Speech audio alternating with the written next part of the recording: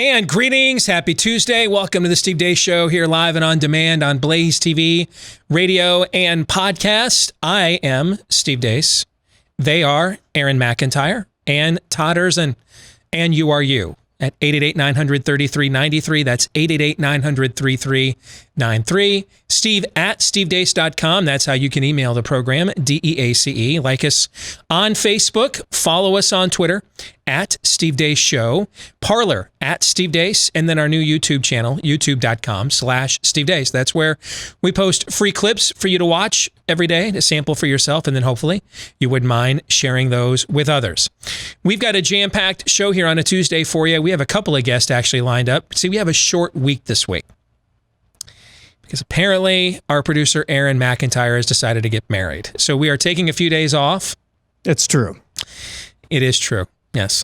We are taking a few days off. So we are here today, tomorrow, and then we're not back again until next Tuesday, because I just realized it's difficult to do a show when the guy who is the only one trained to run it is not here, right? That makes it hard.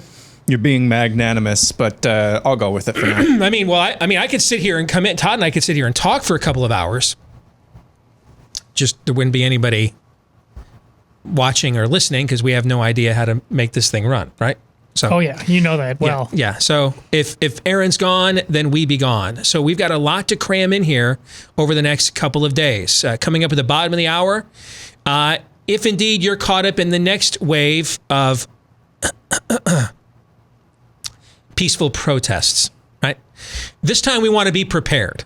So in anticipation that Keith Ellison, the attorney general up there in Minnesota, has carefully plotted to overcharge the officers in the death of George Floyd in order to generate an acquittal so that there will be more protests later this fall. This time we want to be prepared. What is proper protest etiquette? We're going to talk about that with somebody here at the bottom of the hour. Next hour, some fake news or not coming your way. It is, I didn't realize it either. Apparently the Democratic convention started last night. I thought it was like later this week it was going to start, but no. It began last night. So we've got a primer. I know we've kind of given up doing fake news or not on enemy media or what's going on in the hostile foreign country. But since they're all convening virtually, and I think the reason that I just didn't realize it was going on last night, I'm at the point now that all these Zoom calls just kind of look the same to me.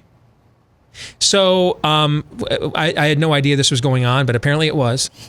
So I had this whole primer lined up thinking you were going to get a preview, and then we are going to preview something that's already started. But hey, that's the Steve Deace Show. We are on the cutting edge of technological information here on this program. So there you go. I'm like Bob Uecker over here. You know, he's not the best color man in the game for nothing. Can you imagine a scenario not very long ago where someone would say, "Hey, Deace, what's the polling?" I don't know. "Hey, Deace, what do you think about the convention?" I don't know. Did it start? I am broken. I am broken. All right, so we're going to give you your delayed, although, you know what? Just give it 2 weeks. Yeah. All right. We're going to give you your delayed but still necessary preview of the Democratic convention with fake news or not, and a collection of clips to get you primed and ready for an event you're probably not going to watch any of. And then we are going to have an interesting, at least I hope interesting, conversation with the former communications director for Congresswoman Tulsi Gabbard, because you'll recall, she is the one that ended, we thought anyway, Kamala Harris's political career in a presidential debate. And what's it like now to see that apparently failing that miserably lands you potentially a heartbeat away from the presidency? And since it would be Joe Biden's presidency, then you are essentially the president of the United States in this case, right? Usually that's the only thing that happens in the Republican Party. You just fail up. Yep. There you go. So we'll get to all that here in a moment. But I want to mention this because I got a few emails on this yesterday. So let me talk about ScoreMaster right now so that everybody gets that information they're looking for. I'm getting a lot of queries about what they do. All right. So ScoreMaster helps you add points to your credit score and fast. And it comes down to they've got an algorithm and a formula created by credit data scientists. And the goal here is to help you raise your credit score on average about 60 points in 20 days or less. Now, how do they do that? Well, you ever gotten your credit report handed to you before? Or gone in for the mortgage lender and had them read it to you, and they're just going page by page by page, and you're like, there's like 100 entries on this page. You only asked me about one thing. I don't know what any of this means. I mean, it's hieroglyphics trying to decipher this on your own. And that's maybe on purpose so that the banks and the creditors have all the power. But in an age where it's even difficult nowadays to get a job you would want without a credit score, you're going to want to make sure you're in control of your credit report. And that's what ScoreMaster does. They put you in control. You can enroll in minutes, see how many plus points you can add to your credit score. You're going to be shocked at how fast you can do it. Just go to scoremaster.com/Steve. That's scoremaster.com/Steve. And now here's Aaron with the rundown of what happened while we were away. What happened while we were away, brought to you by a psychedelic telethon, also known as Night 1 of the Democratic National Convention.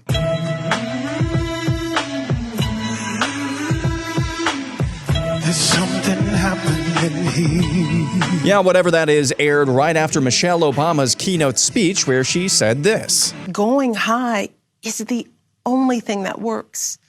And here at home, as George Floyd, Breonna Taylor, and a never-ending list of innocent people of color continue to be murdered, stating the simple fact that a Black Life Matters is still met with derision from the nation's highest office. New York Governor Andrew Cuomo led off the night by talking about his handling of coronavirus. And for all the pain and all the tears, our way worked. And it was beautiful. Side note, Andrew Cuomo released the title of his forthcoming book yesterday. It's called American Crisis: Leadership Lessons from the COVID-19 Pandemic. Prior to last night's convention, Joe Biden was interviewed by Cardi B. You know what I'm saying? You're telling me? I got 4 kids, 5 grandkids. Come on. I'm an expert. Joe Biden actually has 7 grandkids. While we're at it, Alexandria Ocasio-Cortez has an idea of how to save the U.S. Postal Service. Would you guys be down and excited if I set up a national progressive pen pal program? Do all the work of connecting you to somebody else. We would offer maybe some conversation prompts or postcard prompts, and even like a printable postcard format. You just send it out. Would you guys be down? Do you like that idea? Moving on, Donald Trump showed up in Mankato, Minnesota yesterday and talked about the economy. We built the greatest economy in the history of the world, and now I have to do it again. You know what that is? That's right. That's God testing me. Said, you know, you did it once. And I said, did I do a great job, God? I'm the only one that could do it. He said, that you shouldn't say. Now we're going to have you do it again. I said, okay, I agree. You got me. Time to check in on some polls. A new Washington Post ABC News poll amongst Democrat voters asked whether they supported Joe Biden versus opposing Trump. Just 38% say they support Joe Biden compared to 59% saying they oppose Trump. Back in 2016, at this same time, the same poll asked a similar question. Then 49% said they supported Clinton and 47% in 2016 said they opposed Trump. Again, that's amongst Democratic voters. Coronavirus update, according to the CDC and compiled by researcher Ian Miller. On April 13th, New York and New Jersey had 26,606 hospitalizations because of the virus amongst a population of 28.4 million people combined. Today, Arizona, California, Georgia, Florida, and Texas have a combined 21,971 hospitalizations amongst a combined population of 108 million people. Checking in on Wuhan, China. For those of you listening, what we're watching is a massive cool pool party, which took place recently. Nobody's social distancing or wearing masks, so That's super cool. Checking back in on Minnesota, Black Lives Matter thugs showed up to the home of WCCO TV anchor Liz Collin, brought a piñata effigy of her likeness, and destroyed it on her driveway. Collin is married to Bob Kroll, the head of the police union in Minneapolis. The satirical website The Babylon Bee had their Twitter account suspended yesterday. It was quickly reinstated, though, with a fraction of those who had previously followed them. Twitter says the suspension was an honest mistake, except on the same day, the satirical accounts Titania McGrath and Jarvis DuPont were also mysteriously suspended. All of the accounts I just mentioned, as you can probably imagine, relentlessly mock identity politics and leftism. And finally, the Daily Caller produced this gem. Today we're here in Meridian Square Park in D.C. asking people what they think of racist Donald Trump quotes. They're actually all Joe Biden quotes, but we want to see if they change their answer based on who said the quote. Unless we do something about this, my children are going to grow up in a jungle, the jungle being a racial jungle with tensions having built up so high that it's going to explode at some point. Poor kids are just as bright as white kids. He said, Obama is the first mainstream African American who is articulate and bright and clean. It's so racist and ignorant in every way, and it's like he's never interacted with a black person. I think that's a horrible assumption that all wealthier kids are white. Well, of course I think it's unacceptable. Yet he doesn't want to support it, so I don't really know what he's suggesting by that tweet. What if I told you that these were all Joe Biden quotes? Would that change your point of view or your reaction? Joe Biden is problematic as hell, but like, we all know that he's not had a great past. Whatever, like not a fan personally, Right. But I think the impact that he would have versus the impact that Donald Trump would have with 4 more years is Joe Biden's a better impact. Yeah, well, Biden has made some certain gaffes. You got me. To me, Joe Biden is still the better choice. And that's what happened while we were away. Aaron's montage brought to you by Keeps. Yes, losing your hair is no fun, so why don't we talk about some options? You can go home and go see a doctor for hair loss treatment, prescription. You'll get one probably, and then you'll go to the pharmacy and try not to go broke while you try not to go bald. Or you can try Keeps from the comfort of your own home, where you're going to get the same doctor-recommended, FDA-approved hair loss treatment, but Keeps offers the generic versions for about half the cost. And one more thing you're going to love about Keeps is the convenience. It's all online. You just answer a few questions, snap a few pics of your hair, and a licensed doctor will review your info and then recommend the right hair loss treatment for you, and it's shipped right directly to your door. So, what's holding you back? How about if we sweeten the pot even more? You're already saving a ton with Keeps and the generic versions, but they're going to let you save even more. How about half off your first order? When you go to keeps.com/grow, KEEPS, half off your first order right now at keeps.com/grow. Let's get to what is in the montage. And I can't ever get enough of those videos, whether it's the Daily Caller. This is kind of campus reform, kind of their shtick. Our PragerU has started doing these kinds of videos as well. But I just can't get enough of it. I know it will accomplish ultimately nothing. I mean, you see the reactions of those people in the video. It doesn't matter. We're post-truth. It doesn't matter, okay? So it will accomplish nothing. But at least I get some satisfaction knowing I'm on the right side of the argument here. And at this point in time in my life, I'm taking those jollies and running with them. All right? So you take what you can get at this point. And I'm middle-aged, and I've got 3 teenagers. So, yeah, I drove in a car yesterday with my sweetie heart, who used to not want to go more than an hour without sitting on my lap.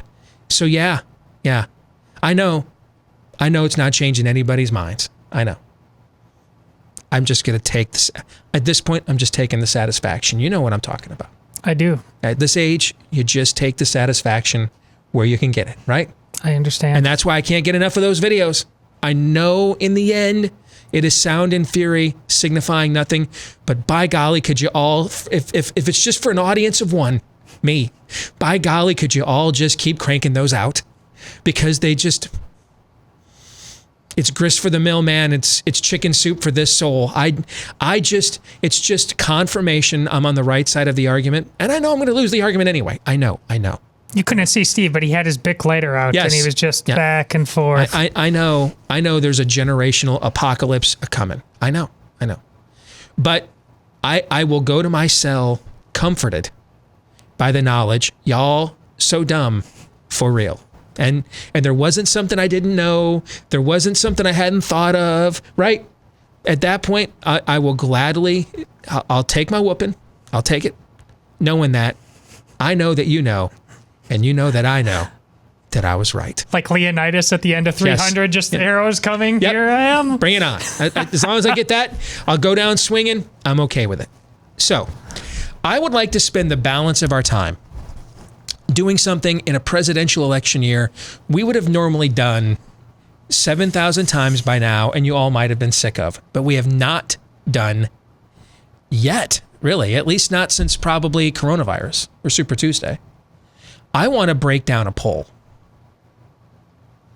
And Aaron, I'm sorry, I know you hate it when I do this. I don't know, can you show that graphic of the ABC News Washington Post poll one more time? Yes. You knew I was going to ask this time, didn't you? So you were ready, weren't you? No, but I'll get it up there because right. that's just how I roll. All right.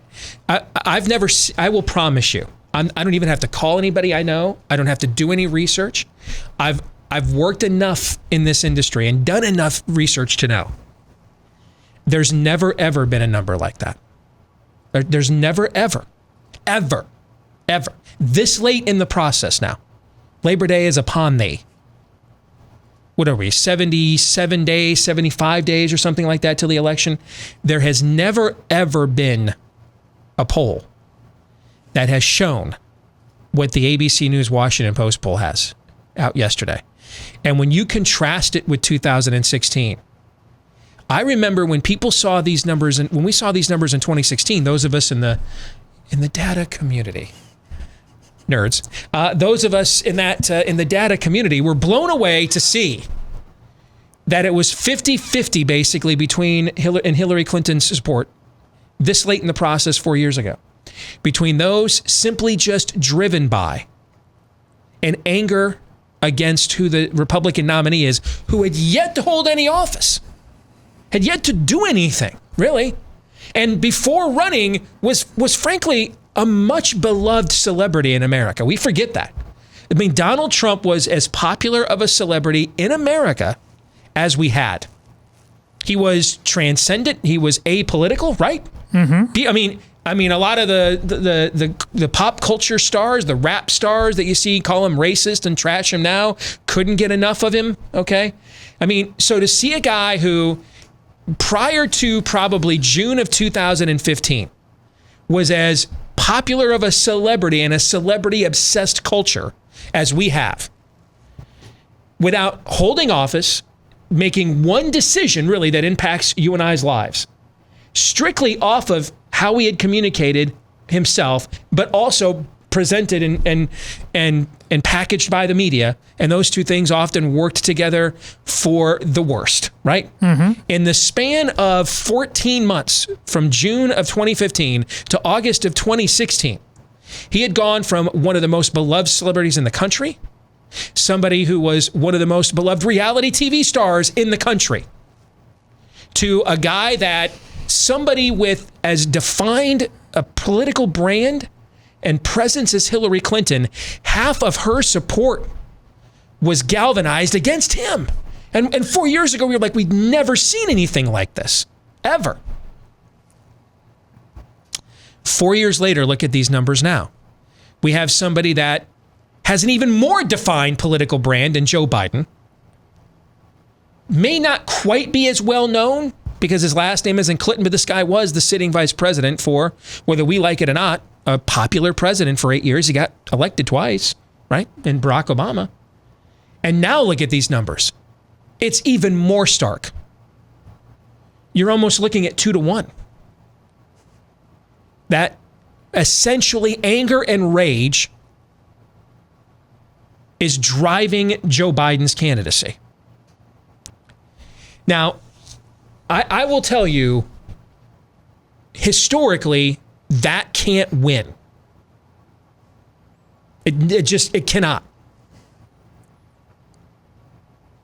You have to, in executive elections, people, and you've probably heard me say this before, In executive elections, people need to feel like most people, and when I say people, I don't mean everybody. We can't speak for everybody, but the majority of the people who are going to, the majority of people who vote need to feel as if they're voting for something. Because it's not the same as a legislative election where if I just want to send you a message in a midterm and it's just basically a blanket referendum on where I think you're going right now in your job as a governor or a president. I got to look at you for these next 4 years. You're going to be all encompassing in my life. I won't be able to turn my television set on, grab my phone, turn anything on without being reminded of your presence for the next 4 years. Now, we had a situation 4 years ago that we also had never had before, though. For the first time ever since we started tracking this number, and we started tracking this number right around the time, frankly, we started having televised debates, so about 1960, so about a half a century of data on this. For the first time ever, the president or the candidate who had the highest favorables lost. Hillary Clinton had higher favorables than Donald Trump, but don't forget this, though. Both of their favorables were negatives.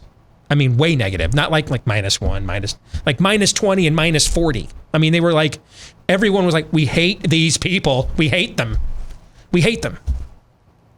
And so I think you kind of, when you have the numbers are that low for both sides, you kind of throw that outlier out if you know how to analyze stats, okay? When you have a situation where both candidates are not just underwater, but like substantially underwater and favorables, just chuck that out. That doesn't apply to this. But it could somewhat explain this number. Because I'm telling you, historically, Joe Biden can't win if just like I said yesterday, if it's plus 20 Americans want government to lend them a hand and get out of the way in an exit poll on November 3rd, there's no way Republicans are winning. They're getting wiped out. I'm telling you, historically, Joe Biden can't win. If on election day, the exit poll shows by 20 points, 21 points, his voters were more driven by anger against the other side. You can't sustain that for a long election. But are we looking at different circumstances here because we had a guy get elected with record high unfavorables to begin with? So that's my first question. Do we have to throw that metric out? If a guy's getting elected in the first place with record high unfavorables, is it easier, simpler to just be totally motivated by a negative? Because here's the other problem. If that's the case too for Trump, the amount of persuadable voters is very low for him then.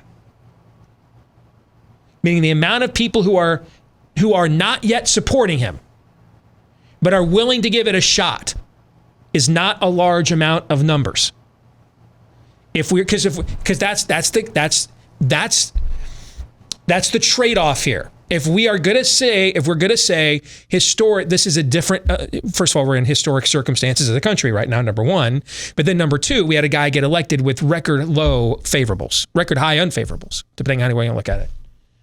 So already that number maybe doesn't mean as much as it used to, but then you throw in everything going on this year right now, an unprecedented media onslaught. I mean, we've had how many fake coup attempts in the last few years, right? And fake scams and marauding stories of rapists and this and that, okay? That it just may be possible this time that someone with dementia, open mental incompetency, could get elected simply because there's this many people angry at the incumbent. And if that's the case, then it may not matter if he goes there and forgets how many grandkids he has or his name in front of 100 million people in a debate.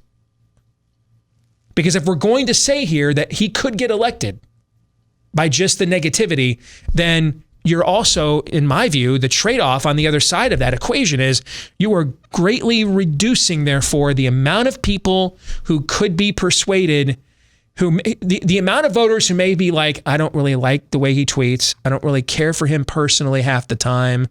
Comments he just made, like, I told God no one could do this better than I could. I mean, we kind of chuckled at it. It's a joke, but a lot of people get offended at that stuff. The amount of people are going to be like at the end, but Joe Biden's got dementia and the economy's doing good, so I'll overlook it. Ain't a lot of those voters. I'm not saying there's none, but there's not a lot of persuadables, not enough, I don't think, if we're going to agree that this driving impulse is enough to get somebody elected. Now, maybe you disagree with my math, but what do you guys think, Todd? Well, immediately I set this up right against the conversation we had yesterday. I think your analysis is sound in a vacuum on why the status quo is the status quo until it isn't anymore on this. But then you talk about yesterday with Bob Vanderplatz, you said this when people want government to do as much as they're asking government to do right now, that should be a loser for Republicans. But here Trump is in the optics. He's asking Congress for yet another bailout, and Pelosi and company are the ones in opposition to it. That just happened last week. So that also applies on that end. The status quo is the status quo until it isn't anymore. So, and we have other conversations we could have about other variables. It makes me wonder if we are simply in that position now where we have everything you did to be a very successful data analyst in the past in multiple elections is almost immaterial. I think that's why I'm framing this as questions. In fact, just as you were talking, I started analyzing my own analysis. Actually, I could make the case, the opposite case, that if it is that far driven by just a negative impulse, and if Joe Biden goes to one of these debates and loses his mind, that is like a bubble in a market. You know what I'm saying? Where a market is overinflated, and then there is then something that because you just thought the gravy train was going to continue, and then the bubble pops, like the .com bubble, the housing bubble. Okay, this could also say that Joe Biden's value as a candidate is way overinflated. Way overinflated. His polling is way over the top of in terms of his actual strength as a candidate. Agreed. But it's largely driven by negativity towards the other guy. And if the guy goes there and forgets his damn name as Joe Biden and starts, calling out, "Hey, Ma, remember this time we scurried the critters?" Then that bubble you're going to watch pop in front of 100 million people. You could see that too, right? Yes. Okay, Aaron, what do you think? So when we're talking about anything in the year 2020, we keep bringing up the phrase crazy voices, and I'm always trying to determine, are the crazy voices in my head speaking Latin, meaning is this from the devil?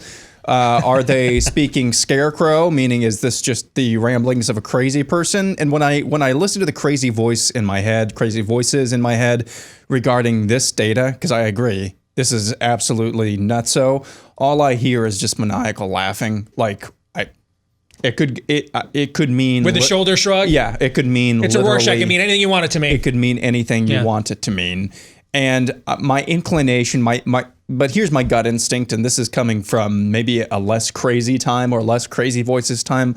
My gut instinct is to maybe put this out there as an outlier, because on one side you've still got below underwater favorability, and on the other side you've got dementia as well in lieu of below water favorability. So my gut when you first started talking about this was to perhaps dismiss it as an outlier.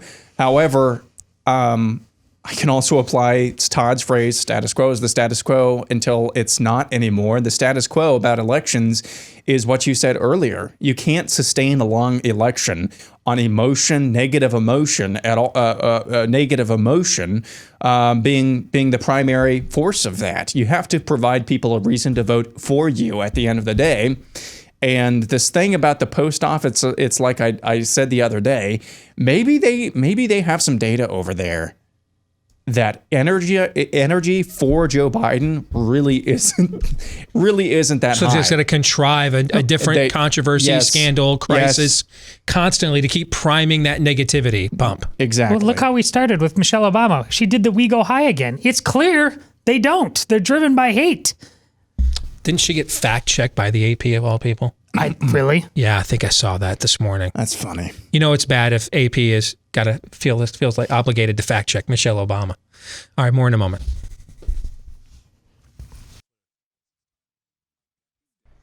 So here's something you might not know about your dog's food. A lot of the pet food these days has nothing alive in it That food's made to have a long shelf life, so the manufacturers, they have to sterilize it, essentially. Take out all the nutrients, everything that your dog needs the most from food other than taste.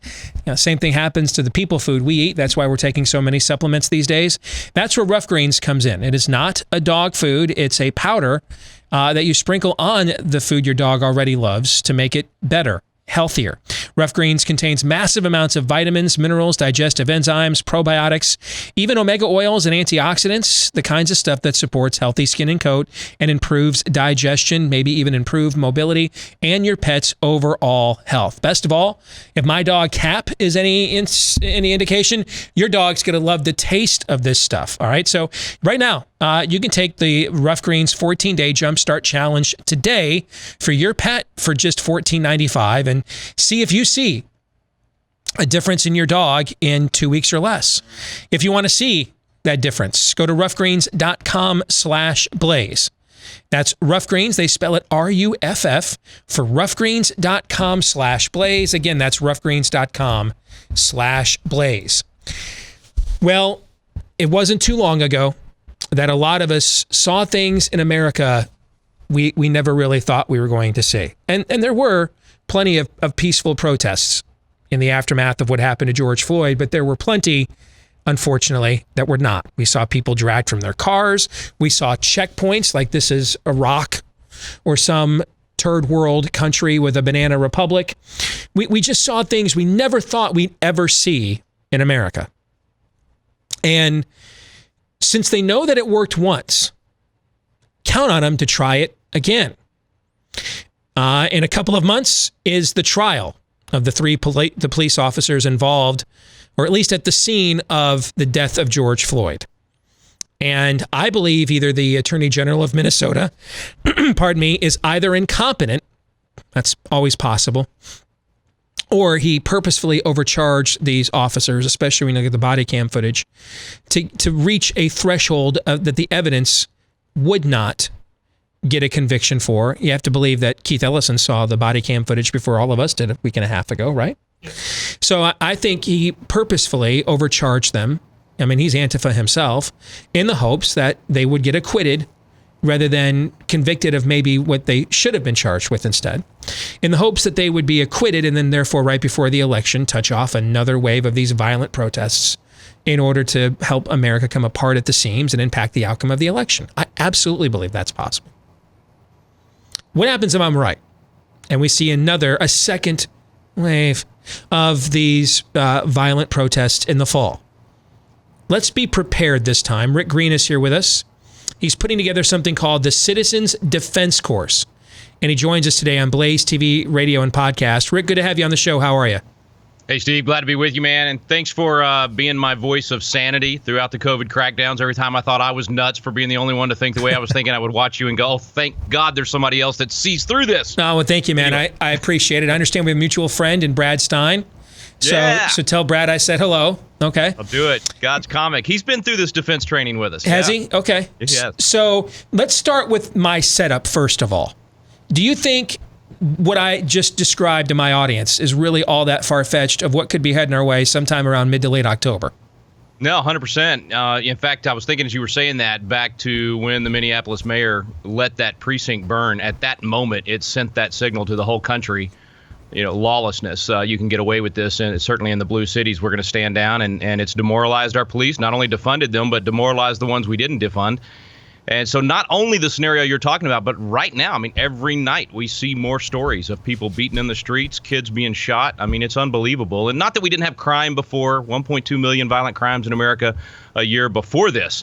But now it's just rampant, and it's coming to the suburbs, it's coming to the neighborhoods, and people have to be prepared to defend themselves. And if your scenario plays out, frankly, I think it doesn't get better after the election, even if Trump wins. I think it could potentially be far worse. And sooner or later, I mean, there's only so many times you can burn a city down. One of my best friends was on our show yesterday, and he just took a summer vacation with his wife, and they love to go to Wisconsin this time of year. And they love Madison, Wisconsin, because it's a great town with a lot of great eatery things to do. And he was telling us he could not believe the shape that it was in. I mean, it was a demilitarized zone, and people were like, hey, you probably shouldn't be out here after dark. In one of America's great metropolitan college towns, he was describing the kinds of things. It was like it was, frankly, I don't know, Chicago, Compton is what he was describing to us on the show yesterday. And so if you can only burn these cities so many times before, if you want to make a political message, you're eventually going to migrate out to where there's fresh crops to consume, right? That's how locusts tend to behave. Once they're done consuming over and over again the fields, they just move on to the next one. Well, sooner or later, they're going to go out to the suburbs and the rural areas where the people who own all the guns live, Rick, okay? Yep. And so, what are the do's and don'ts here that you would recommend for our audience? People have been asking us like crazy. Okay, if I end up, even if not if they come to my house, but what if I just take a wrong turn and I end up in one of these mob situations? The guy right here, 30 minutes from my house, just 2 weeks ago in Austin, that driving for Uber or Lyft, whichever one it was, and drops his ride off, looking for the next pickup, and boom, he's in the middle of the mob. They're beating on his car. Guy points an AR in his window, and he uses his weapon to get out of there. And so it could happen to anybody at any time. But I think you're right, and we're already seeing that in some neighborhoods. They're banging on doors, coming into the neighborhoods that we wouldn't have expected. And so, look, people got to know, first of all, you've got a constitutional right to defend yourself and your family. I mean, we cannot give into this idea that you just lay down and take a beating. Your family, somebody could lose their life if that's your attitude. And I used to be one of the naive people, man. 8 years ago, I was one of those guys that thought it's not going to happen to me, or if it does, I'm type A, I'll step up. I'd never been trained, and found myself in a simulation situation where I froze and realized I need training. And so for 8 years, we've been on a crusade to get as many citizens as possible physically and intellectually trained. I believe it's got to be the combination. You got to know your rights. You got to know what the background of the Second Amendment is so you can, with confidence, use the Second Amendment to defend your family. And then physically, you've got to have that training to be able to deal with the situation when it happens. And so we've combined that into what we call constitutional defense. I teach on the Constitution in the evenings, and then we have the best range instructors on the planet teaching during the day. And you could have never touched a gun in your life, or you may have grown up around the ranch like I did and been around guns all your life, but just never had any training to really do it right. And we just see phenomenal results. We've taken 1,000 people through this. We've given away $1 million in training this year for new people that are going to come. We're going to give away another $1 million. We're giving this away for free. It's $1,000 training, and you can come for free. I don't know about you, Steve, but when I watched that McCloskey couple outside their St. Louis home waving their guns around, on one hand, I was like, yes, defending their property. On the other hand, finger on the trigger, muzzling everybody inside, including each other. And I was thinking, oh, man, if they had training, I think you would have less of an outrage against what they did, because there would be a little bit of professionalism there and you wouldn't be putting people at risk. So we're just really passionate about getting people trained, whether it's mass shootings or it's this mob situation we're facing. You've got to take responsibility for this. The founder said, if you get robbed in your own home, it's your fault. That's what James Wilson, signer of the Declaration and the Constitution, Supreme Court Justice, he said, look, you've got the castle doctrine, and if you aren't prepared to defend your family, it's your fault. You can't expect the police to be everywhere. And that was true a year ago. We always said, when you need police in seconds, they're minutes away. It's not their fault. I'm a back to blue guy. You don't want a policeman on every corner or in every home. That's a police state. But now they're being told to stand down. So it may not be minutes away. They may not be coming at all. Right. I think you made a really good point there about the Missouri couple that you just cited. And what I hear you saying is, and in their defense, this was an unprecedented moment probably in their lifetimes as Americans. And so you're reacting to a situation. But what I hear you saying is that won't be we can't use that as an excuse.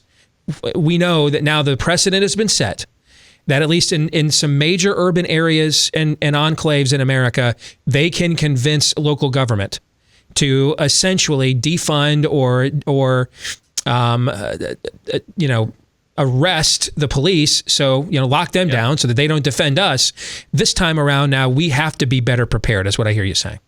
100%, man. 100%. And like I said, I mean, even before all of this, I would have had the same message. Essentially, it's become more in the minds of most Americans because they see this playing out on the news and they realize, hey, this could happen to me. And it can, and that's part of what they've got to realize. And, we love to talk about our rights. We love the Constitution, but it's the responsibilities that come with those rights that we need to start focusing on, and people realizing that as a citizen, you've got to step up. The Constitution's not going to save you. You've got to start studying the Constitution yourself in order to restore the Constitution, and the same goes for the Second Amendment. It's not enough to just have it on paper. You've got to intellectually be prepared to understand what that means, mentally prepared when you go into these these situations. And look, Steve, I'll tell you, this is not like a boot camp kind of drill sergeant situation. It's a fun experience. It's a good fellowship type thing. It's people coming together that love the country and love the Constitution, and they're not radicals, they're not crazies, they're just good old-fashioned citizens, law-abiding citizens that want to protect their property and protect their families, and they're simply exercising their rights the way the Founding Fathers envisioned that we should do so. Give us one common mistake we make in these situations that anybody listening right now practically could learn a lesson from, Rick. The easiest, quickest thing is to avoid the situation in the first place. Don't be afraid to be socially unacceptable and literally exit from a situation, loudly, quietly, whatever it is. But you've got to be in what we call condition yellow all the time right now, watching and realizing where the danger is so that you can avoid it in the first place. We always say the best gunfight is the one that doesn't happen. We're not wanting people to go out and get in fights and in confrontations. So just being aware and avoiding that situation, being willing to use your voice and physical symbols to people to stop and back up and get away, and only presenting that weapon and using that weapon in a worst case scenario. But I think the first step is for people to mentally get over the hump and realize that you have a duty and responsibility to defend your family, and that things can get really ugly really fast. It is not enough to just go buy a gun and carry it. It's not true that the only thing that will stop a bad guy with a gun is a good guy with a gun. It is a trained good guy with a gun that stops a bad guy with a gun. We have seen over and over again people that just carry the weapon, no training, and then they do something, foolish or whatever, and it's easy to hindsight 2020. I get that, but I mean, we've seen that it doesn't work without training. You've got to have that training. So I tell people, find somebody local. You don't have to come to our training. I always say ours is the most fun, and we're the biggest and the best, and you get the constitutional training as well. But if you can't come with us in the fall, then find somewhere locally where you can get that class and start to get some of that training, especially that mental preparation, what I call intellectual ammunition. So tell our audience, if they want to look more at what you guys do or maybe even take part in it, how can they do that, Rick? Defense2020.com. We're doing this just for kind of this 2020 situation is where we're giving it away. And even if you can't come to a training, we got a lot of videos on there. You can just watch some of these 3-minute videos that'll give you the history on the Second Amendment, what the Founding Fathers actually intended there, how some of those things have changed. And then click on your state so that you can find out what the laws are in your state, whether you have a castle doctrine or stand your ground or whatever your particular situation may be. And just to know, in general, if you are in fear of your life or serious bodily injury, or for some of your loved ones or anyone in that vicinity, that you have the right to defend yourself. But check it out on the website. Lots of free stuff on there. And if you can come do the physical training with us, you mentioned Brad Stein. He's actually coming back with us in November, so that might be the fun one. You ought to come with us, Steve. You'd have a great time, man. And again, it's Defense 2020. We're not playing Big Ten football this fall, so maybe suddenly my Saturdays are free. Defense2020.com. That's the website, correct? Yes, sir. All right. Hey, Rick, thanks for joining us, man. Appreciate you. God bless. All right. Take care. Hey, God bless you, man. Keep up the great work, man. Appreciate it. Thank you. And, as we were having that conversation with Rick, I was thinking about what you said, Todd, at the top of the show. Just to be sitting here almost through an entire presidential election year. I mean, yeah, we're almost to 75 days away, right? And we haven't done like a single forecast. We haven't broken down a single horse race poll. The only polling we've talked about, and it's only been in the last 2 days, have been about the environment. Nothing about like projecting the outcome or how to manufacture the outcome that you prefer based on the data. I mean, all the stuff that we've done on this show for years, and I've gotten paid by other people to do. We haven't done any of it. None. And I go back to December, right at the end of the year, we were kind of plotting out what the theme for this year was going to be. Assume you're going to be lied to, or assume you're being lied to. And we were back in our break room, and I looked at you guys. I said, I think it's possible, given how much lying we have seen, they're just going to lie about the polls for the first time too. So I don't know that we can trust those. And we all looked at each other like, wow, that's pretty deep. It's heavy, man. Yeah. And I mean, we are so further down the rabbit hole from even where we were, during that conversation, just kind of projecting what we thought this year could entail. If you had, I'm going to devote more time on my show during the Democratic convention then I am going to devote more time on my show to preparing yourself to defend yourself violently against civil unrest than I was going to spend breaking down and reacting and responding to the first night of a major party political convention. If you had that on your bingo card, first of all, why are you playing bingo? You need to be playing lotto. You've got like Biff's Almanac, all right? You know the outcome of things before they occur. That's how much we have all, if we're not going to lie to ourselves, right? If we're going to be honest about what we've seen and experienced, that's how we've had to evolve, even on our own show. Yeah, this episode brought to you by, have you ever danced with the devil by the pale moonlight? I've been transformed by this as a gun owner most of my life, pro Second Amendment, but it was out there. It was other. I didn't grow up around guns. I've been utterly transformed because of what he said. The mental preparation you need to have to deal with the reality. The conversations I've had with my daughter about going to her job, and her job is in downtown Des Moines. The very first thing I told her is like, if you see anything weird, any crowd, you turn around. I don't care about the job at all. You turn around. That's really sound advice, because all of us need to act like we are special agents somehow, checking our sixes and making sure we don't get shanked. And there's just a video yesterday, a guy flat out getting pulled out of his truck in Portland, Oregon, and beaten to a pulp because he's white. I know. It's Cameron hit it, right? That's the young boys. Yeah, that story. They go high, Steve. They go high. Friggin' just the kind of tragedy that it's really hard not to just swallow the bile in your mouth, Yeah. It's we're living through moments I think many of us thought we were never going to see, but always feared we would. Fake news or not is next.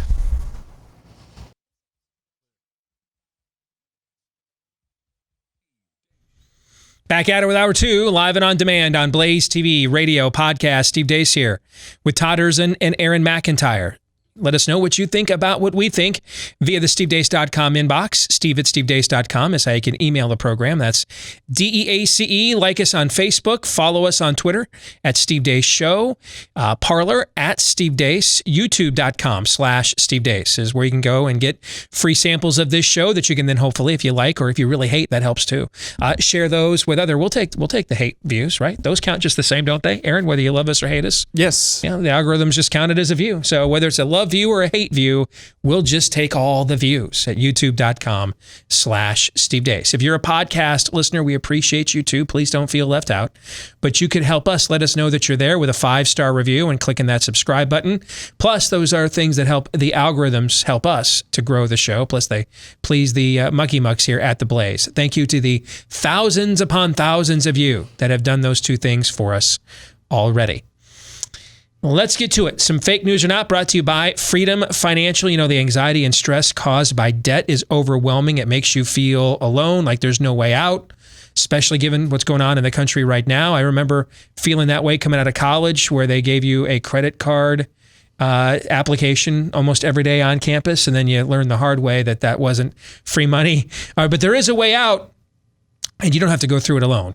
Freedom Debt Solutions, they are here to help. And there's no one-size-fits-all solution to getting out of debt, but Freedom Debt Solutions has more than 400 debt experts to help you. They're standing by right now to fashion and craft the right solution to your situation. And since 2002, Freedom Debt Solutions has served over 750,000 clients, settled over 2.7 million accounts, over $10 billion with a B dollars in debt. So if you've got $10,000 or more in credit card debt, you're struggling to make monthly payments, there's hope. Stop the stress and anxiety your debt is causing.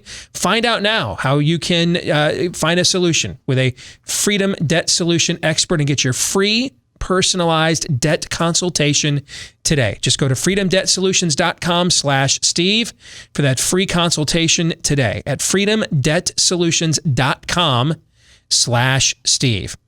Well, we told you last year we've kind of given up on fake news or nodding or fact checking what's going on in the hostile foreign country trying to invade what's left of America, known as left America, right? Yes. However, when the adversary convenes and holds its convention and then allows in cameras, it would be a crime against reconnaissance for us not to go ahead and take a peek, right? Yes. So we're going to make an exception this week.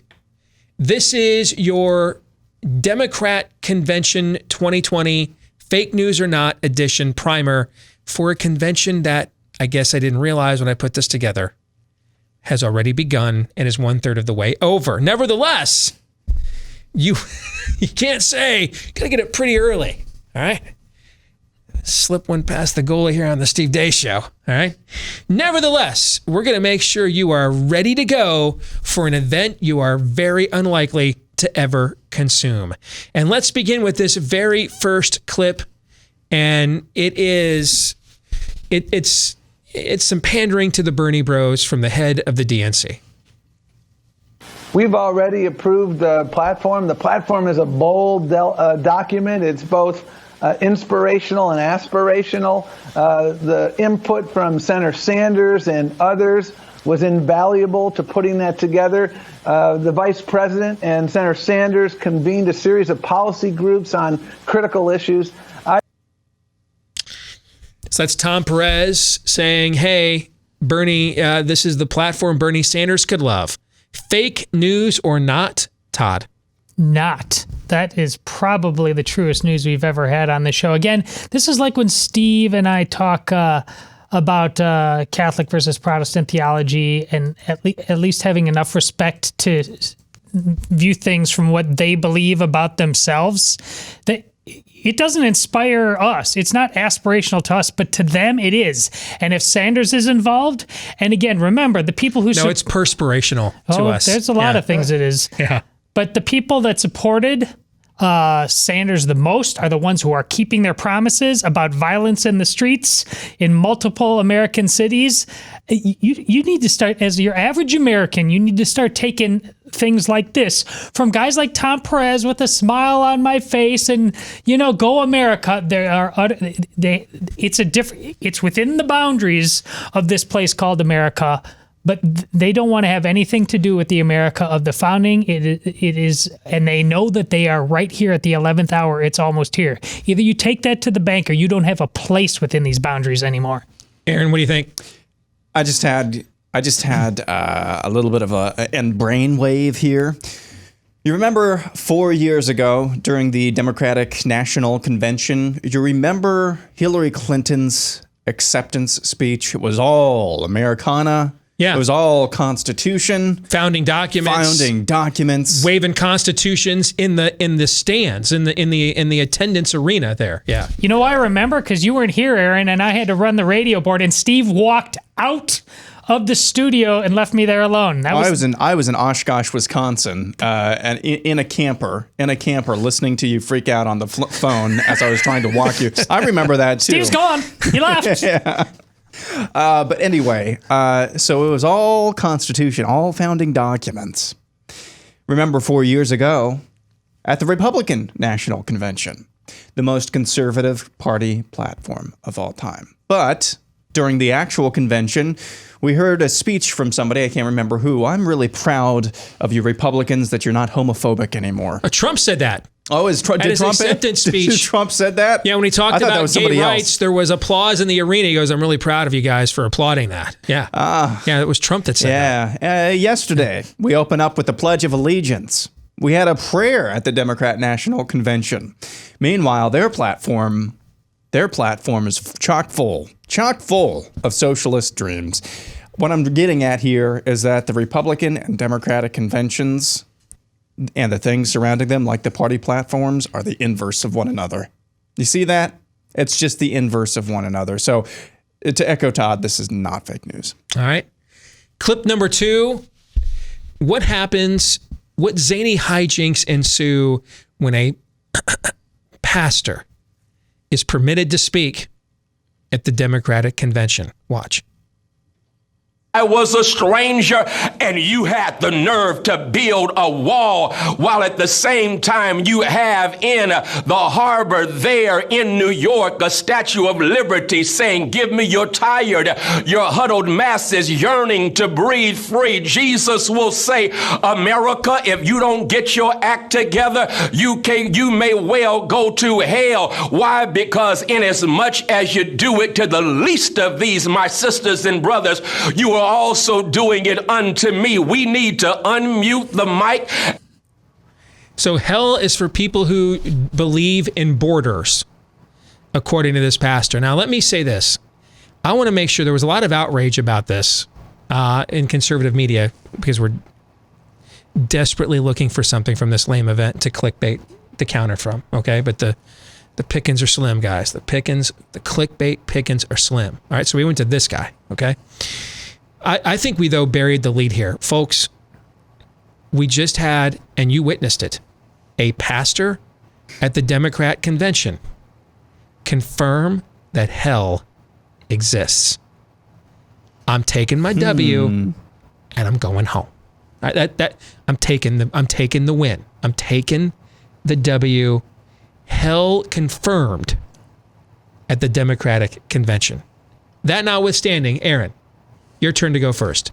Fake news or not? See, I don't really know what I'm doing fake news or not about here. I mean,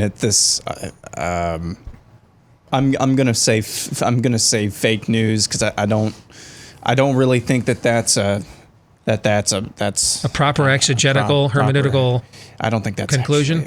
A pastor.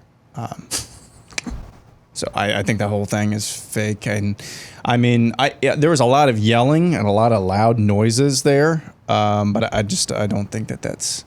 I think that whole thing is fake. I mean, what are we supposed to say? This is the same, and I just got through saying this. This actually proves my point. During I think it was the 2012 or 2008 Democratic National Convention, some part of their platform, the Democrats started booing God. 2012. That was in 2012. Yeah. They started booing God. That's why we're making progress. They want to now come back and say that hell exists with a past. This is the Tower of Babel. What do you think? Yeah, this is fake news. If he believes what he said, he's never locked his doors before and allows anybody to walk into his home. If he believes what he just said, wherever he lives, whatever municipality, he would be fine with the neighboring municipality to suddenly start sending him a tax bill because borders are irrelevant. This is asinine in the really. He sends him a tax bill. Yeah. You live everywhere. You do. Yes. You do. Who's your neighbor? Everyone. We're just going to do bad exegesis all the way through, right? Let's take this.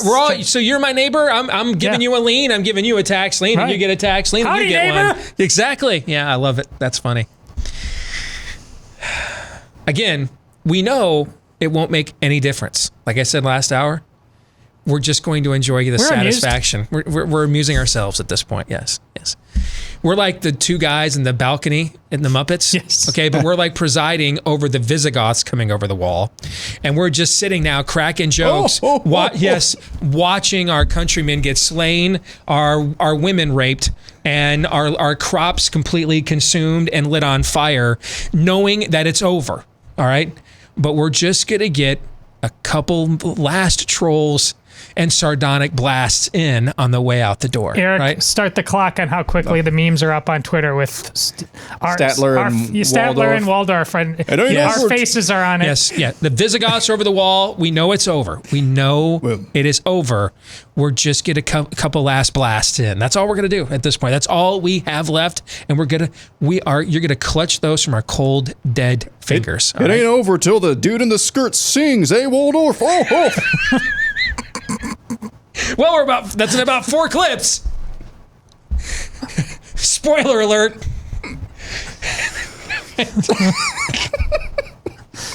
What's funny is the audience thinks we're joking. Just wait. It's a coming.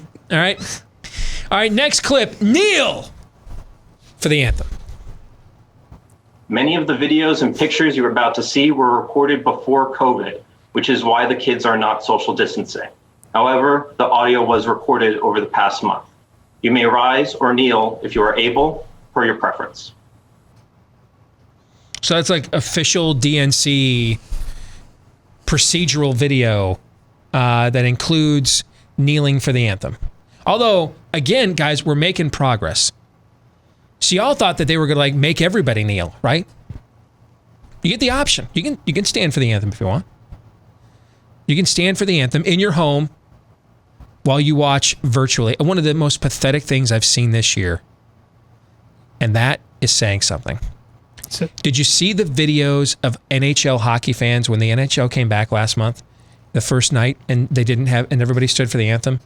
And there were NHL fans kneeling for the anthem in their living rooms and posting the pictures on Twitter.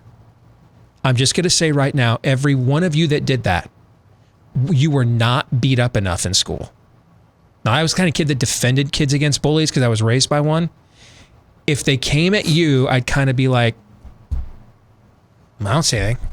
Because sometimes you just need a whooping. Sometimes you just need one, right? Sometimes a dude just needs his ass whooped. Sometimes. And you just look the other way, knowing that in 10, 20, 30 years, he won't be the douchebag doing stuff like that, okay? Because you allowed, at this moment in time, you allowed his ass to get whooped. And you're doing kind of a service to America, basically. Fire up the Lee Greenwood here, okay? I mean, you're doing it for your country. You're letting that ass get whooped, knowing that that's just going to be one less douchebag in the world 10 to 20, 30 years from now. It's kind of a service to your country, right? I'm with you. So at least they made progress that you didn't have to do it. You can stand in your living room while you're not watching this, because I don't know how many people did, but they're giving you the option to opt in to the anthem. That is progress right now. So we've had the Democrats acknowledge that standing for the anthem, some of you may choose, and that's okay. And there's a hell. I know you guys want to lose your minds, but I'm frankly giddy that, we're actually moving in the right direction here. But beyond the kneeling, that was a trigger warning for all the Karens out there who might be concerned that there wasn't enough social distancing. That's what that was. I thought you were going to latch on to that. And yes. From a guy who looked like off camera were like 10 jihadists standing behind him. Did you see the look on that guy's face? There was like a swinging light bulb over there. It was this like Black Ops or something like that. Do we have that video? Let's play it again. Can we play it again? Yeah, 1 second. Let's count blinks. I'm dead serious. Since you went there, let's play this video again. Let's see if there is any code in the blinkage. Many of the videos and pictures you're about to see were recorded before COVID. The dude is not actually which is why the kids are on social distancing. However, the audio was recorded over the past month. You may rise or kneel if you are able, per your preference. Three blinks. But then there was like a lazy blink at the end. All right, that could mean somebody save me. It could. There was a bit of a lazy blink there. Here's why it kind of looked like one of those hostage videos, because he's clearly not reading into a teleprompter, because you see at the end he looks into the camera, right? Mm-hmm. So they're like holding up signs in the back. That's like they do in North Korea, where they can't afford teleprompters. They just hold up signs and just read them right off the cue cards. Right? Yes, Mom, I am doing well. And Mom, you should hate America too, like I do, Mom. Thank you. Right. Aaron, fake news or not? I was not. I was torn whether he was going to start like saying, if the prime minister does not have relations with a pig by 4 p.m. this afternoon, we are blowing. I was torn whether he was doing that or whether he was going to go right into hear me and rejoice. You have had the privilege of being saved by the great Titan Thanos. Nice. You may think this is suffering. No, it is salvation. I was torn which direction that was going. So there was not enough. It's a both and. Yeah, Aaron. it's a both and. It's a both and. That Rejoice! Yes, that was very well done. All right. This next one, socialism now. Tell me what your fans most say to you when they communicate with you online. What are they most concerned about?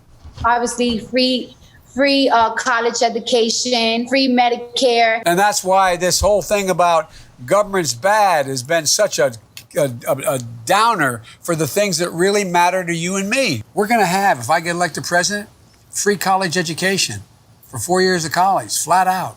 Anybody with a family less than 125 grand, you're going to get a free education. Everybody gets free education for community college. And the way we can pay for all of this is doing practical things, like making sure that no corporation making a profit should pay less than 15% tax on their profit. None. Zero. Everybody has to pay their fair share. You just watched a man with dementia asking a rap artist named Cardi B what her policy proposals and preferences would be if he were in the White House.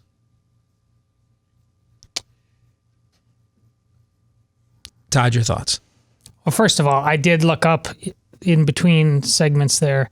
That last guy, he's your drive time radio sports host in every place in America. That's who that guy is. Nice.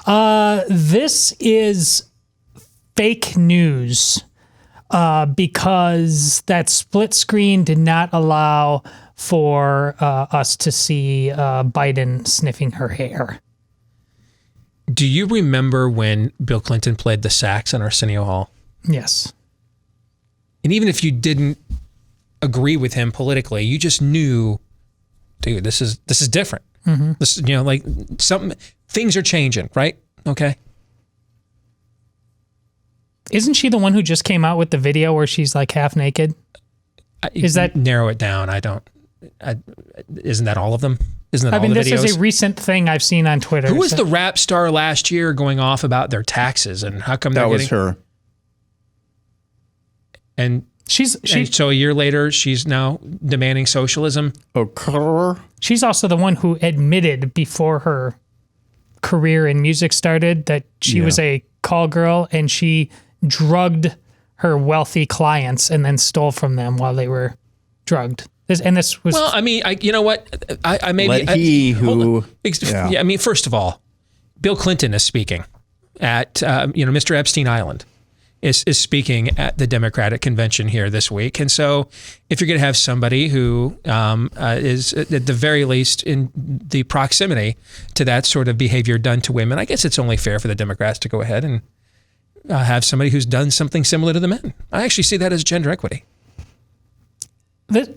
This is fake news because if it was honest, it should have looked like the interview should have looked like something. No, I think it should have looked exactly like it actually looked.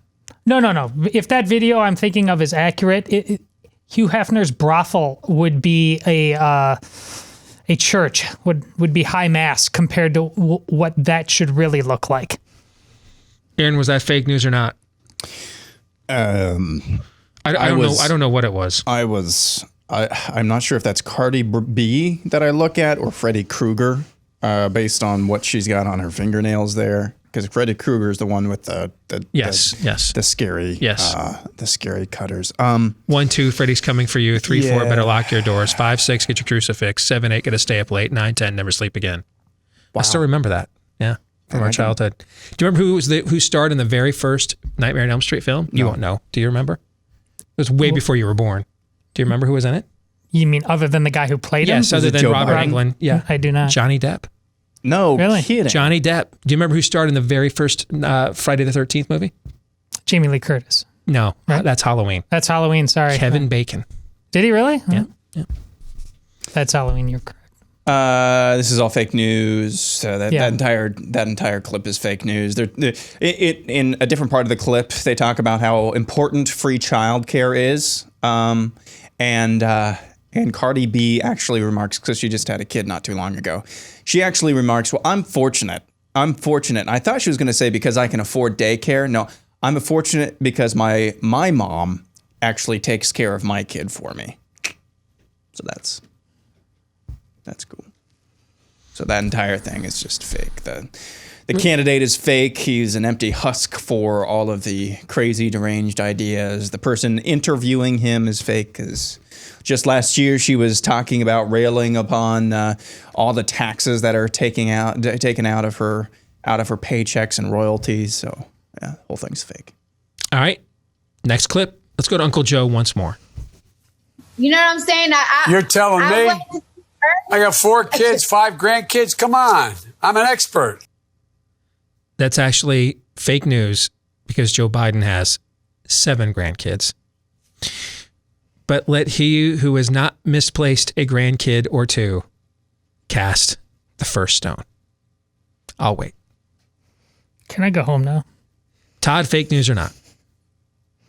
Not. It's actually going to get worse. It's going to get worse. It is not fake news. It is going to get. That's not fake news either. That it's about to get worse. That's the tip of the iceberg of things that he will not have a grasp on that are important. I've got to push back on both of you here. Please do. Was it not just 2 weeks ago that we learned that 2 + 2 = 5? So of course 1 + 1 + 1 + 1 + 1 + 1 + 1 = 5. The beauty of being Joe Biden is you can just deny all of these things later on and say you never remember. And we're all going to probably have to agree. You don't. It's going to be a plausible deniability. You have built-in plausible deniability on anything as a candidate if you're Joe Biden. You can just deny you ever remembered saying anything. And then we have one final clip. All who gazed upon the beast marveled at the beast and said, who is like the beast? Marvel. Good night.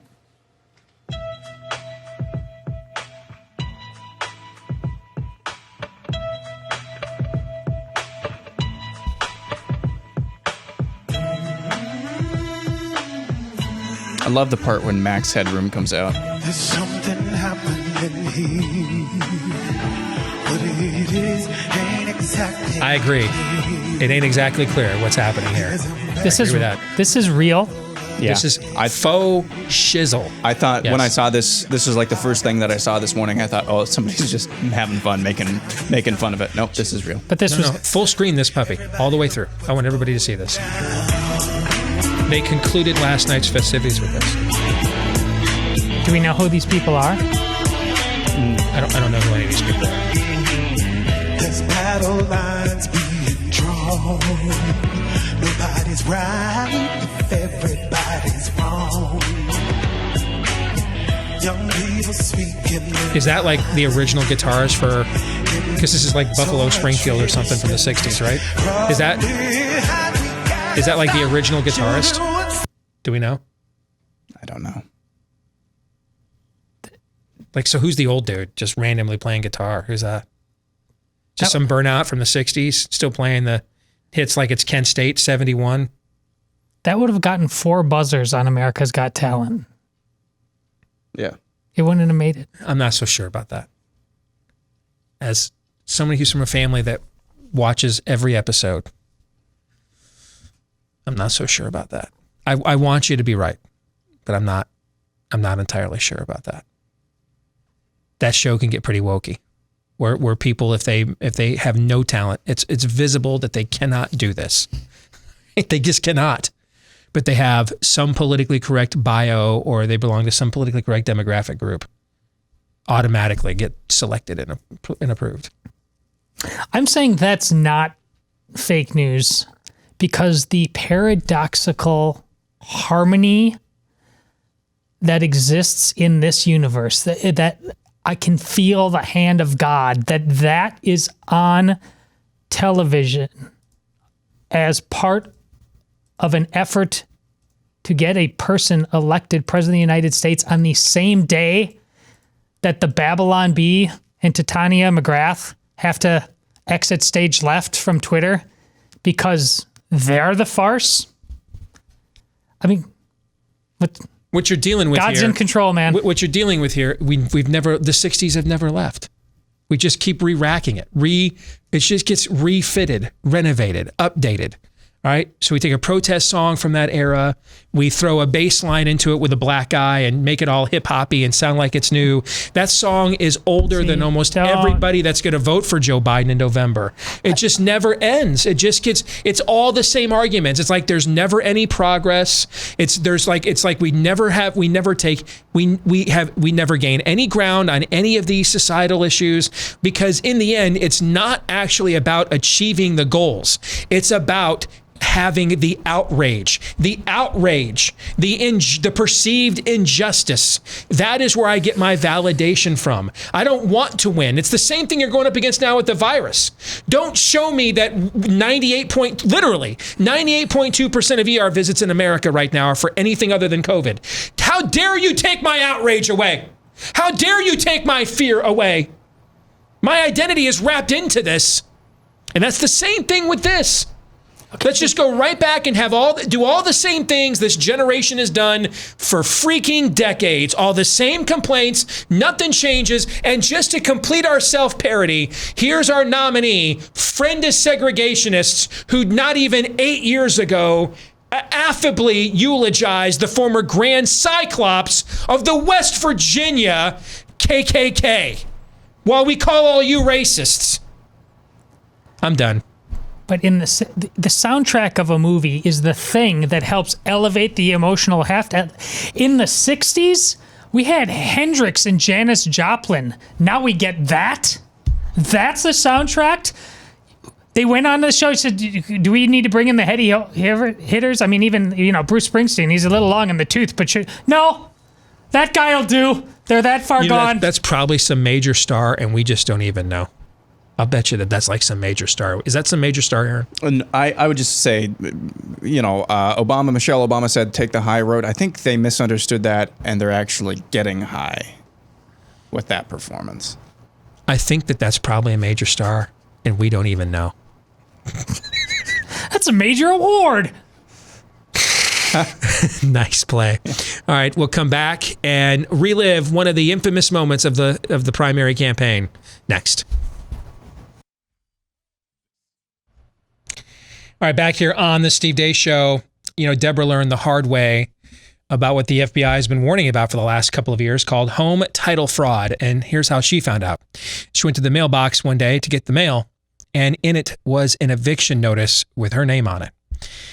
And because cyber thieves have discovered that our home titles are kept online these days, and that's the most important investment, the most lucrative investment the vast majority of Americans will ever have in their own lives is their own home.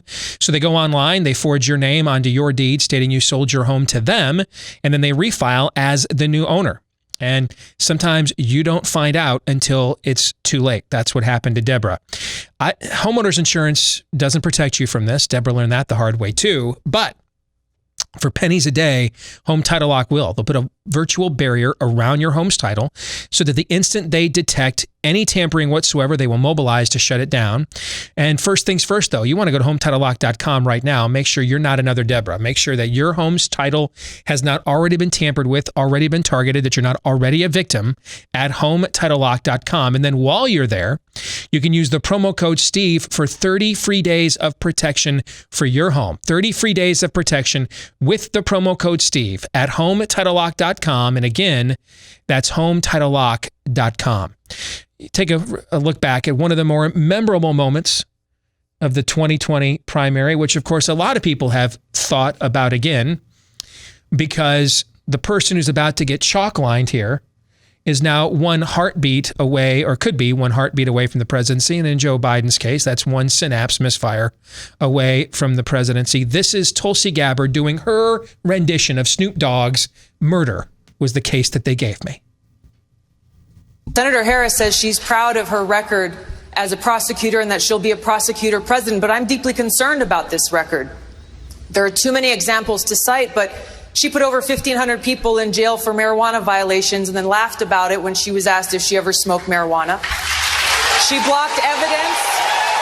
She blocked evidence that would have freed an innocent man from death row until the courts forced her to do so. She kept people in prison beyond their sentences to use them as cheap labor for the state of California. And she fought to keep cash bail system in place that impacts poor people in the worst kind of way.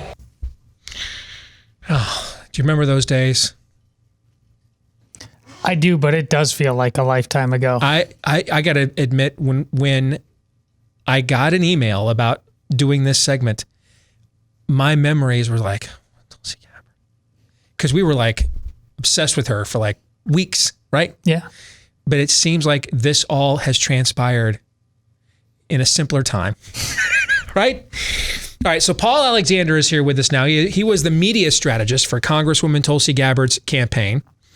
And he joins us now here today on the Steve Deace Show. Paul, it is a pleasure to have you with us, brother. How are you? Hey, Steve. Thank you for having me. Very quickly, I just want to say I really appreciate the research and reporting you've done on COVID these past few months. It has made a difference, and your voice has been very valuable. Oh, well, thank you, man. That's very, very kind. I appreciate that. Thank you. So, first of all, tell us, how did you get involved with Congresswoman Gabbard's campaign? So as you said, I was the campaign's media strategist. I come from a television background, so I was an executive producer for Ryan Seacrest Productions, and I was a head of programming development for Bobby Flay's production company of Food Network fame. So my task at hiring for the campaign was to help develop a narrative around the candidate, to produce content that would both raise her name, ID, and help drive fundraising efforts. As I gained the Congresswoman's trust, that role quickly evolved, and I became heavily involved in all aspects of messaging, including debate prep and media appearances, editing speeches, and writing scripts. Okay, so, and in these days, you know, I've done some of that stuff with campaigns that you just described myself. So these days, if you're doing that, you know, it used to be that they had the guys that were going to do the messaging and stuff. They kept you out of the room so that you had plausible deniability, and you didn't know whether you were given spin or this was real or not. Nowadays, though, because of how invasive everything is with social media, you need to be involved in crafting that actual message that you're going to either go out and sell yourself or train other people to go and do. So you're involved in the inner sanctum. Take us back to that night, that Democrat debate. I mean, was it literally, you know what, man, hey, this chica's getting away with too much here, and we got to call her out for it? Or was that just, you know, spontaneous combustion in the moment? A little bit of both. So first and foremost, as you know, as someone who's worked on these campaigns, any good debate team will have opposition research on everyone in the race. So it wasn't as if Congresswoman Gabbard was dead set on making an example out of Senator Harris. It had nothing to do with, you know, it wasn't premeditated in that respect. And if you'll recall, I believe it was Jake Tapper, who was the moderator, who directly asked Congresswoman Gabbard to comment specifically on Kamala Harris. So it wasn't out of the blue. She didn't pivot off of some other subject and just launch an attack. The great irony behind all of this is that the only Democratic candidate in the race who was willing to publicly defend Joe Biden was Congresswoman Gabbard. She went on CBS News a few weeks prior to those debates and said that Kamala Harris had hatched a political ploy to smear Joe Biden, at best calling him a segregation apologist, and at worst calling him an outright racist. So it boggles my mind how, you know, the media has spun this as Joe Biden and Kamala Harris as being, you know, simpatico on their views, when that could be, nothing could be further from the truth. But when Jake Tapper gave her that opening to elaborate on those comments, she further exposed the hypocrisy of Kamala Harris.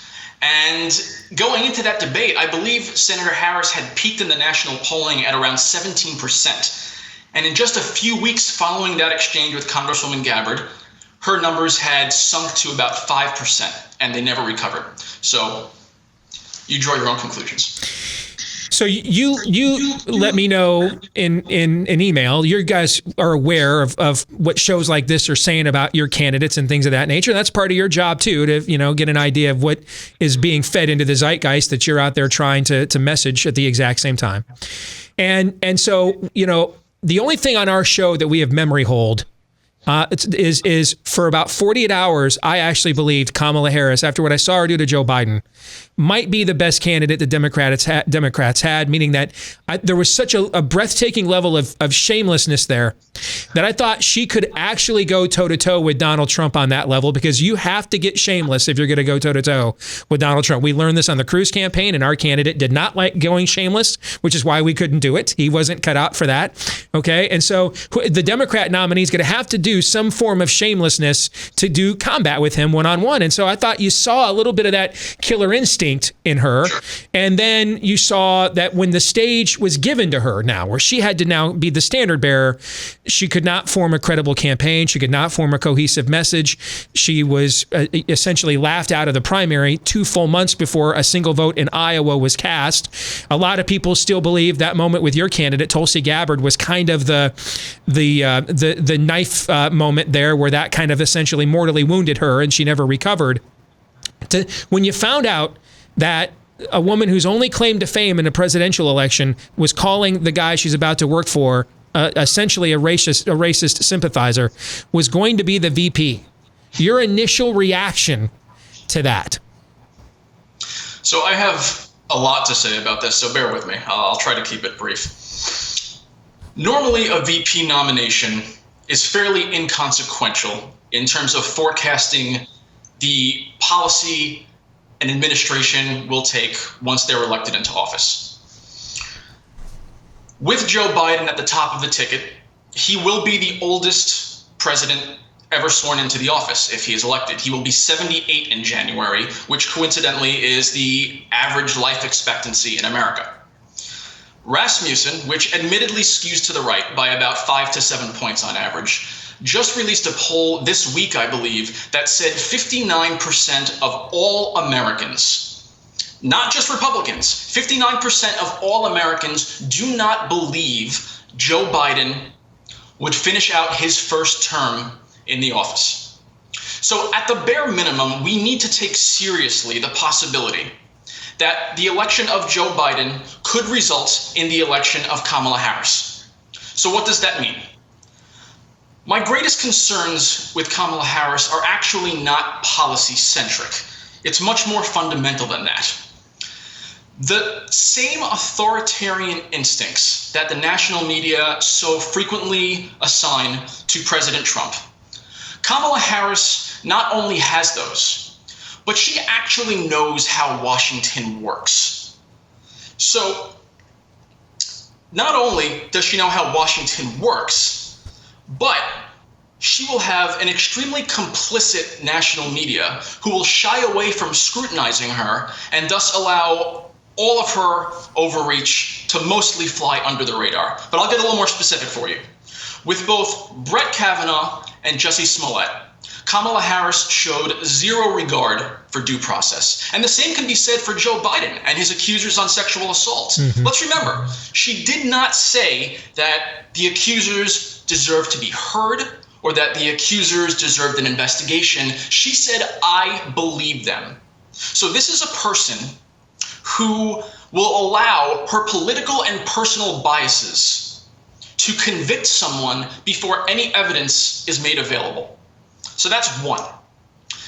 When the national media rightfully admonished President Trump for suggesting that Judge Muriel could not perform his job because of his Mexican heritage, where was that same outcry when Senator Harris did the exact same thing by suggesting Brian Bouchier could not be an impartial federal judge because of his Catholic faith?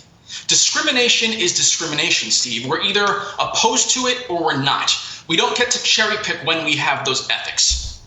On the campaign trail, She said that she would promise to bypass Congress with executive action to infringe on the Second Amendment. And then once her campaign was on life support, she launched this bizarre attack on Elizabeth Warren, of all people, insisting that Senator Warren take her position that Twitter silenced the President of the United States and banned. Here for a second, Steve. Kamala Harris has no regard for due process, freedom of speech, freedom of religion, or the separation of powers. Now you tell me why the freest nation on earth would ever allow someone with those views anywhere near the presidency. I got to go here in just a minute, Paul. Do you know how you plan on voting in November yet? I will keep this brief. I voted for President Obama twice. I just campaigned for a fairly progressive Democratic congresswoman. I intend on voting for the re-election of my district's Democratic Congressman, Mac Rose. Under no circumstances will I be voting for a Biden-Harris ticket this November. That doesn't mean I'm voting for Trump, but I will not be supporting this Democratic ticket under any circumstances. Paul Alexander. Hey, Paul, thanks for connecting with us and agreeing to come on here today. Appreciate your perspective. And hey, now that we've made this connection, I'd love to continue doing this in the future. I love getting perspectives from other perspectives and exposing our audience to it so we don't live in our own echo chamber. We'd love to do this maybe as the election goes on. Okay? It'd be my pleasure. All right, take care. Thank you, Steve. You bet. Hey, one last time, I just mentioned this earlier, but why have we as humans turned the supplement industry into a multi-billion-dollar endeavor? Because a lot of the foods we're eating are dead. All the good live organisms we need, the prebiotics, probiotics, I don't think it's any coincidence. We have so many food allergies today, and those things are so good for the digestive system, which is the largest immune system in the body, the gut. Not a coincidence. That's why we got to put those things back in our food. The same can be said for our pets as well. That's where Rough Greens VitaSmart comes in. It is not a new pet food. It's a premium dog food supplement. It's a powder that you just put on the food that your dog already loves, mix it in, and apparently they're going to love it more because our dog Cap loves this stuff when it's added to his food, and it contains all the good stuff, the vitamins, enzymes, nutrients, omega oils, antioxidants, pre and probiotics, etc. If you want to try it right now for 2 weeks and see if you don't see a difference in your dog in just 2 weeks, they're going to give you a 14-day supply for just $14.95 when you go to roughgreens.com/blaze. RUFF is how it's spelled for roughgreens.com/blaze. Gentlemen, your thoughts on the conversation we just had with Paul Alexander, former strategist for the Tulsi Gabbard campaign. You know, I think there's a lot of candidates out there, Elizabeth Warren coming to mind, who want that tyrannical level of power. The difference is with Kamala is that I think she'll be whatever you need her to be in order to get that level of power. I mean, you mentioned Willie Brown earlier in the week. That's not a secret. Also, we found her way more charming during the campaign before she torpedoed herself. At times, a likability, just talking about American stuff like eating cheeseburgers and everybody settled down. I mean, Elizabeth Warren could tell a lot of whopping lies, but she's not good at it a lot of times. I think that's what Kamala is, just willing to say, be, do anything. I think she's just purely transactional. I think you see it in the Stephen Colbert clip. He's like, dude, you called Joe Biden a racist. I mean, now you're his VP. How do you... And I mean, that's from Stephen Colbert, man, Democrat Party fluffer every night on CBS. Yeah. And she's like, it was a debate. In other words, it's an act. Yeah. It's just purely all transactional. And it'll be fascinating if it becomes a Trump-Kamala campaign, because if there's anybody who understands the language of transactionalism and is a maestro at it, it is certainly Donald J. Trump. But your thoughts, Aaron? Did you just say transactional in relation to Kamala Harris multiple times? Yes. Well, be careful with that, because Rush Limbaugh got blown up for saying something similar yesterday morning. It was trending #1 on Twitter basically for the whole day. Really? I'm being slightly facetious. No, that was a fascinating conversation, and it illustrates it's human nature. We see the other side, or we see our opposition as monolithic. It's not. we have to remember that as well, because it'll help those of us maybe on from different political persuasions, what have you. It'll help us understand and be more nuanced in our approach to not only confronting worldviews, but just the nitty-gritty and nuts and bolts of politics as well. So definitely a fascinating conversation. Would love to have it again. Yeah, I think if we are afforded the luxury of doing some traditional election analysis, and the country, I think we're joking, obviously, about the gallows humor earlier, but I think you can clearly see sanity is winning right now, has the momentum. So if we're afforded the luxury of traditional election analysis, I'd love to have him back and just get some expert analysis from the other side of the street, right? We're going to stick around and do overtime for our Blaze TV subscribers. For the rest of you, have a great rest of your day. Back at it again tomorrow, noon to 2 Eastern here on Blaze TV, radio and podcast, right after Glenn Beck. Until then, John 3:17.